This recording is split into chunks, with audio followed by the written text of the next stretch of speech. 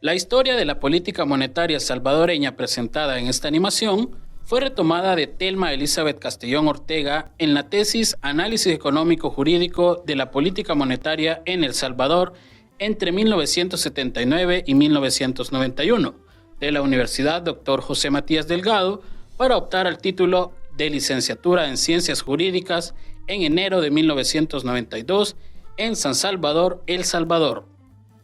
Antes de la creación de la Banca Central de El Salvador, la estabilidad monetaria prácticamente no existía, haciéndose sentir la necesidad de un organismo central que controlara el volumen del dinero y del crédito, y mantuviera estable el valor extremo de la moneda, ya que los bancos existentes durante ese periodo, el Banco Occidental, el Banco Salvadoreño y el Banco Agrícola Comercial, eran instituciones que aceptaban depósitos, otorgaban préstamos de corto plazo y emitían sus propios billetes que hasta la declaratoria de inconvertibilidad de 1932 eran plenamente convertibles en oro.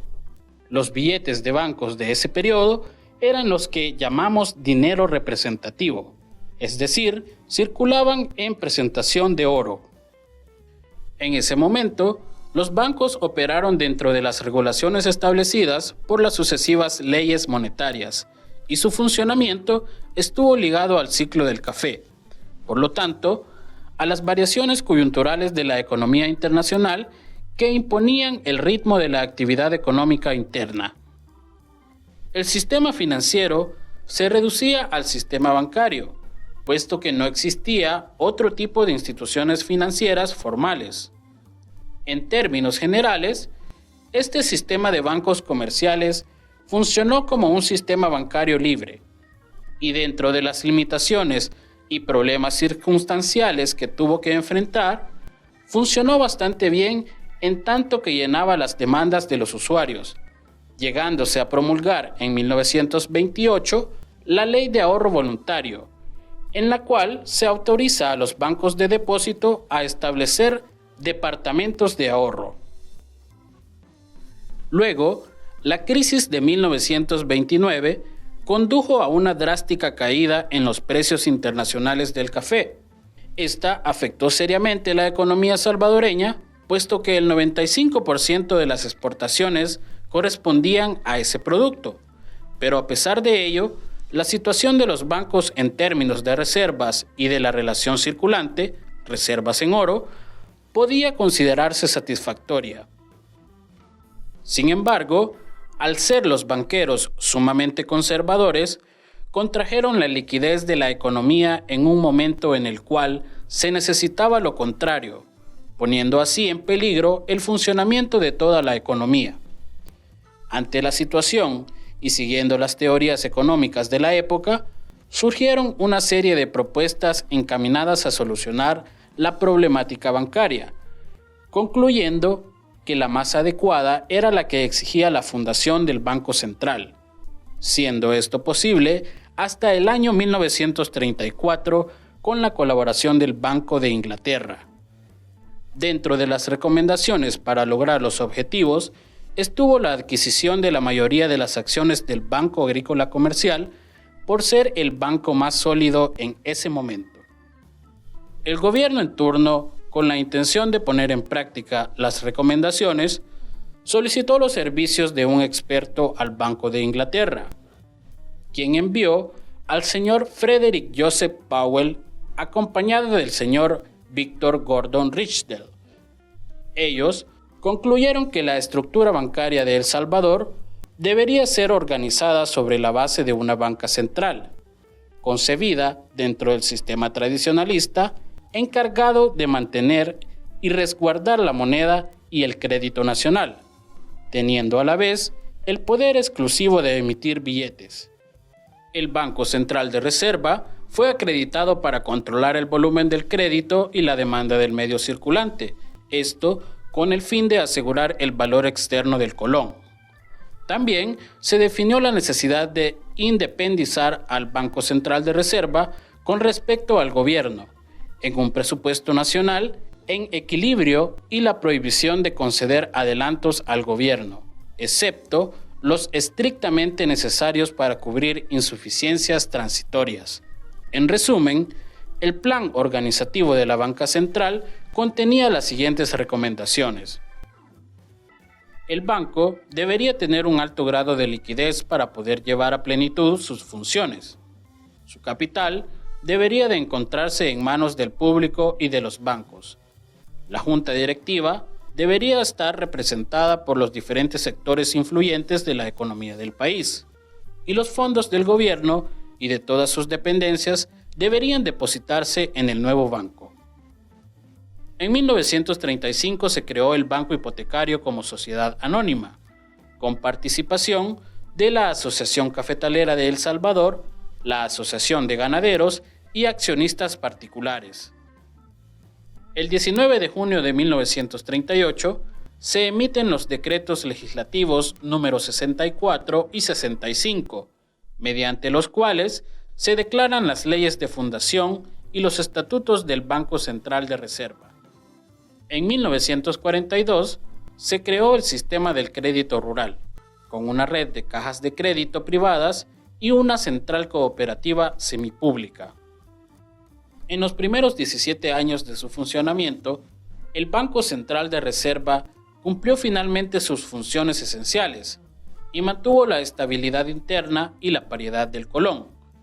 Pero debido a una serie de fenómenos económicos que originaron un considerable desequilibrio en la balanza de pagos, se evidenció que el Banco Central de Reserva carecía de un instrumento jurídico que le diera la suficiente autoridad para controlar eficazmente las secuelas negativas derivadas, particularmente en lo relacionado a la reserva monetaria, y por lo tanto no estaba en condición de poder impedir el drenaje de divisas que continuó en los primeros meses de 1961, situación que ponía en peligro la estabilidad de la moneda y afectaba considerablemente la economía nacional.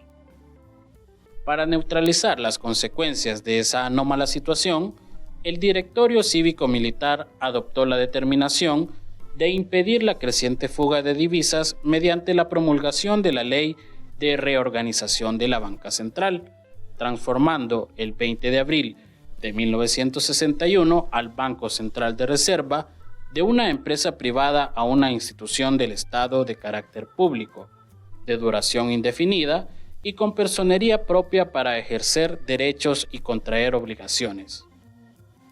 Entre las innovaciones que se formularon con el objetivo de adoptar medidas tendientes a regular el sistema monetario y crediticio del país, tenemos la Ley de Control de Transferencias Internacionales y su reglamento respectivo, promulgada el 30 de mayo de 1961, y la cual evitó transitoriamente en aquella situación de crisis la fuga de divisas que hacía peligrar la balanza de pagos y el valor externo de la moneda. El sistema financiero evolucionó y en consecuencia se promulgan nuevas leyes o crean otros organismos e instituciones, de conformidad al orden cronológico siguiente. En 1961 se creó un organismo estatal llamado Instituto de Fomento de la Producción, que ha sido objeto de muchas modificaciones para dedicarse al desarrollo industrial. En 1962 se creó un organismo estatal llamado Administración de Bienestar Campesino, ABC, para financiar agricultores y ganaderos medianos y pequeños. En 1963 se establece el sistema de asociaciones de ahorro y préstamo, expropiación, que vino a modificar el sistema financiero en cuanto a su organización. No obstante, el Banco Central de Reserva mantuvo vigentes los objetivos por los cuales se constituyó como tal, es decir, promover y mantener las condiciones monetarias, cambiarias y crediticias más favorables para el desarrollo ordenado de la economía nacional, mantener la estabilidad monetaria en el país, coordinar la política monetaria del banco o la política económica del Estado, preservar el valor internacional del colón y su convertibilidad, emitir especies monetarias, controlar el medio circulante, controlar el volumen y destino del crédito del sistema bancario y otras instituciones financieras, otorgar ayuda financiera a los bancos comerciales e hipotecarios y otras instituciones financieras, actuar como agente fiscal y otorgar ayuda financiera al gobierno y entidades de derecho público, centralizar las reservas en caja legal de los bancos, guardar las reservas internacionales, operar el sistema de compensación y pagos interbancarios y, por último, gestionar y canalizar recursos del exterior a mediano y largo plazo para los diferentes sectores de la economía nacional. En 1982 se promulga la Ley del Régimen Monetario, que se convierte en la ley rectora de la actividad monetaria, crediticia y financiera del país. En 1989, el sistema financiero de El Salvador está constituido por los siguientes tipos de instituciones financieras, que son las que el ICOA reconoce como tales: 9 bancos comerciales, más 2 extranjeros cuya operación está reducida al mínimo. En 1990, se crea el Fondo de Crédito para Inversiones, el cual es dado a conocer por el Banco Central de Reserva. Se crean las siguientes leyes: Ley de Saneamiento y Fortalecimiento de Bancos Comerciales y Asociaciones de Ahorro y Préstamo.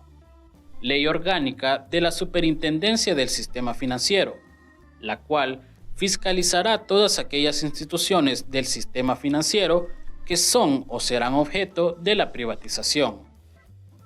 Ley de Privatización de los Bancos Comerciales y Asociaciones de Ahorro y Préstamo, y se fusionan el Banco Financiero al Banco de Desarrollo e Inversión, que eran bancos en trámites de disolverse. Además, los bancos Capitalizador, Mercantil y Banco de Crédito Popular. En 1991, el sistema financiero de El Salvador está constituido por 2 leyes más, aparte de las creadas en el año recién pasado. Estas son la Ley Orgánica del Banco Central de Reserva de El Salvador y la Ley de Bancos y Financieras. Se fusionan las siguientes asociaciones de ahorro y préstamo. Ahorromet absorbió a Aprisa Casa y a Crece. Además, Crediza absorbe a la Central de Ahorros. Es evidente que todo lo anteriormente expuesto constituye un antecedente, más que todo, de la conformación y organización de la estructura del sistema financiero y del Banco Central de Reserva. Puede concluirse que ello consiste en un antecedente estructural que permitirá enfocar más adecuadamente todo lo relacionado a la política monetaria durante el periodo de análisis considerado. De igual manera, podría entenderse la medida de nacionalización del sistema financiero que se presenta en 1980. Cabe mencionar que el establecimiento de las asociaciones de ahorro y préstamo surge de la necesidad de financiar la vivienda en el país y se establecen en base al modelo de las asociaciones del mismo nombre que funcionan en Estados Unidos de Norteamérica. Actualmente, esas asociaciones ya no fungen como tales, sino que en realidad son financieras a tenor de la Ley de Bancos y Financieras. Para cerrar, recordar que a partir de la aplicación del Decreto Legislativo número 201 del 1 de enero del 2001, que se refiere a la política de integración monetaria o dolarización, se modificó el papel de la política monetaria referido al manejo de la liquidez y reservas monetarias, ya que la superintendencia del sistema financiero es la responsable de las reservas monetarias.